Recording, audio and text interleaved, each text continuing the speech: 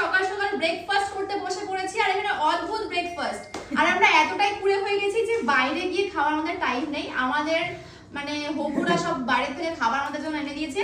আর কি এনেছে সকাল সকাল, কি এক্সপেক্ট করা যায়? চপ মুড়ি। সকালে ব্রেকফাস্টে কে চপ মুড়ি খায় ভাই?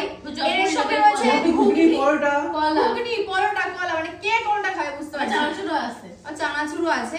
তাই হোক, এটাই আমাদের সকাল সকাল ব্রেকফাস্ট। আজকে যাওয়ার কথা ছিল আমাদের সকাল 7টায়, কিন্তু অ্যাজ ইউজুয়াল একজনের জন্য যাওয়া হয়নি, প্রত্যেকবারের মতই। ঠিক আছে, তো আমরা যাবো, জানি না কখন যাবো। আজকে এই যে সব ম্যাডাম তো অলরেডি গুপি ড্রেস পরে রেডি হয়ে বসে রয়েছে, জানি না আমরা কখন রেডি হবো, কখন যাবো। কে কি খাবে বুঝতে পারছি না। কি দিয়ে খাচ্ছিস তুই? ও মুড়ি দিয়ে চানাচুর, মুড়ি আর চপ খাচ্ছে। আমি ভাবছি একটু পরোটা খাবো। আমার তো অ্যাকচুয়ালি এইসব সবকিছু খাওয়া বারণ, কিছুই খাওয়া বারণ আমার। তো তাও যে ওর পেট খারাপ, জল মুড়ি খা, জল মুড়ি, সবকিছুই খাওয়া বারণ। জল মুড়ি খা, সবকিছু খা। খাবো আমি বুঝতে পারছি না। হ্যাঁ, তুই জল দিয়ে মুড়ি দিয়ে আর কলা দিয়ে খা, ভালো। সরি তো এইসব খেতে চাই না আমি। কেন নিয়ে আসলে এদের সামনে এসব?